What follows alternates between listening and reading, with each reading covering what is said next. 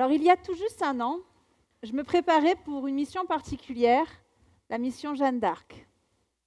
La mission Jeanne d'Arc, c'est un pari fou que la Marine nationale fait chaque année. Prenez 2 bâtiments de combat, un porte-hélicoptère amphibie comme celui-ci et une frégate. Envoyez-les en déploiement opérationnel pendant 5 mois. Jusque-là, tout va bien, on sait faire. Maintenant, ajoutez plus de 130 officiers en formation.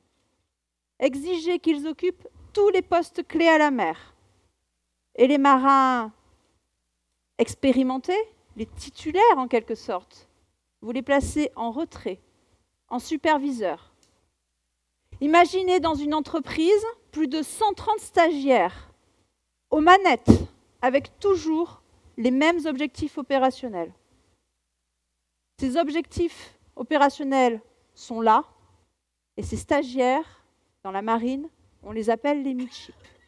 Ils ont 22 ans, ils sortent d'école. Il y a tout juste un an, je me préparais donc en tant que commandant de la frégate Surcouf pour une mission particulière, la mission Jeanne d'Arc avec les midship. Et je me suis posé cette question. Comment transmettre tout en conduisant des opérations? Je me suis imaginée dans le détroit de Bab el-Mandeb, au large du Yémen, en train d'escorter des navires, là où en 2016, en 2017 et même en 2018, des navires ont subi des attaques terroristes lourdes de conséquences. Je me suis imaginée dans le détroit de Malacca, en Asie, une des zones de navigation les plus denses et les plus dangereuses au monde, là où même des bâtiments de guerre aguerris de la 7e flotte américaine ont eu des collisions avec d'autres navires, occasionnant des dégâts matériels, des morts aussi. Et je me suis imaginée donc là-bas, avec les midship, en passerelle, aux centrales opérations, en machine. Comment gérer l'urgence? Comment gérer le risque tout en apprenant son métier à un marin? Quand reprend-on la main?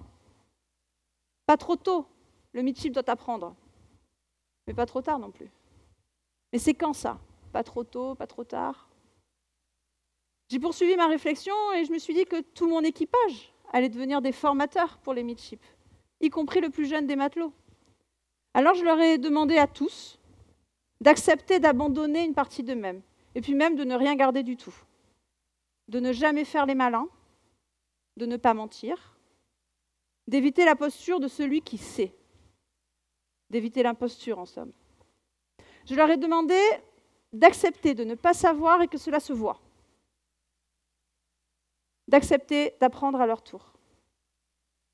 Je leur ai aussi demandé de s'adapter aux midship parce que les midship sont nombreux, ils sont multiples. Certains sont d'anciens marins qui ont réussi le concours interne d'officier. D'autres sont dans la marine depuis 6 mois. Il y a des scientifiques, des littéraires, des profils atypiques, des Français, des étrangers aussi. Certains ont besoin d'être rassurés, d'autres ont besoin d'un peu de pression pour avancer. Bref, quand reprend-on la main? Pas trop tôt, pas trop tard. Abandonnez-vous, faites tomber vos bras arrière et adaptez-vous au midship. Je ne vous cache pas que j'ai quand même donné des ordres un petit peu plus clairs à mon équipage avant tout ça. Alors, on s'est naturellement raccroché à la mécanique d'une école. Le logiciel de suivi de notes, les objectifs de chaque formation, le niveau des TP opérations, les thèmes à aborder en machine, le tempo des commissions d'instruction, beaucoup plus rationnel, structurant et rassurant aussi. Et puis nous sommes partis. On est parti de février à juillet 2018 pour cette fameuse mission Jeanne d'Arc, avec quelques repères, mais surtout beaucoup d'interrogations. Finalement, la préparation était très utile. Il y avait de l'idée. Et en même temps, ça n'était pas du tout ça.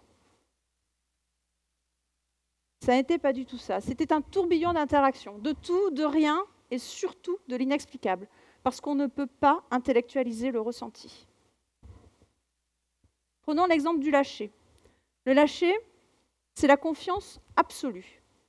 C'est quand vous dites à un midship, « Ok, maintenant, tu es tout seul. Il n'y a plus de marin expérimenté, de superviseur, de je ne sais quoi. Non, tu es tout seul. Tu es aux commandes, en passerelle, en machine, au central d'opération, c'est toi. » Le lâcher, c'est à la diligence du commandant. C'est comme il le sent. Ça n'a rien à voir avec des notes. Le premier midship qui a fait son quart tout seul, en passerelle, aux commandes de la frégate Surcouf, c'était un étranger. Et je n'ai eu aucun doute.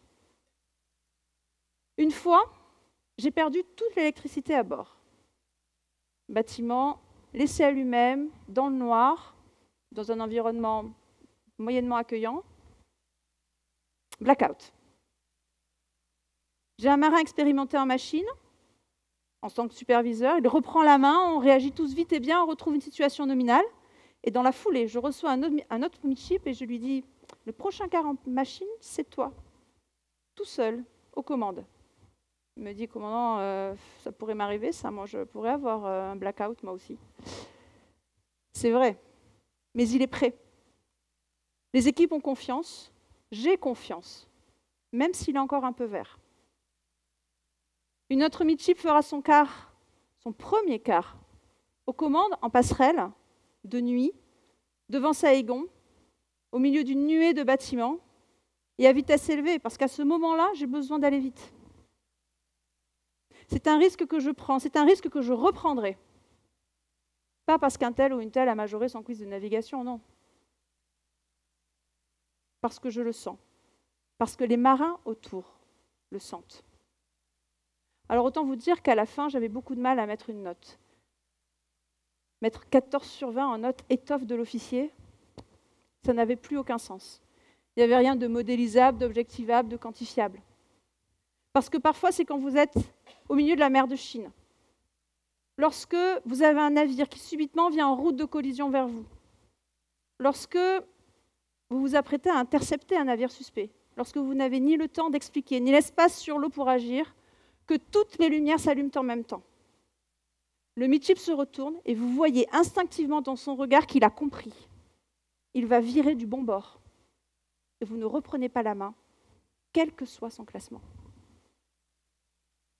Uniquement parce qu'il y a un regard, une atmosphère. Il y a le moment, il y a les moments, il y a l'entrée en résonance, il y a l'intensité, il y a la sérénité, et parfois tout en même temps. Alors, transmettre, c'est peut-être prendre le risque de grandir, prendre le risque d'être surpris des autres, d'être surpris de soi aussi, et surtout du collectif. Enfin, c'est peut-être ça. J'ai donc fait le choix aujourd'hui de ne pas vous parler de technique ou de méthode, mais plutôt d'impalpable, d'indescriptible, du relationnel, de la confiance. Je suis très honorée qu'on m'ait demandé d'intervenir aujourd'hui, mais je dois vous avouer que je suis plutôt venue vous écouter parce que mon ventre, mon intuition me disent que je n'ai absolument rien compris avec mon esprit cartésien. Aucun truc, aucune recette, pratiquement que des questions, encore aujourd'hui. Alors comment transmettre tout en conduisant des opérations? On transmet beaucoup, commandant, mais on ne sait toujours pas comment.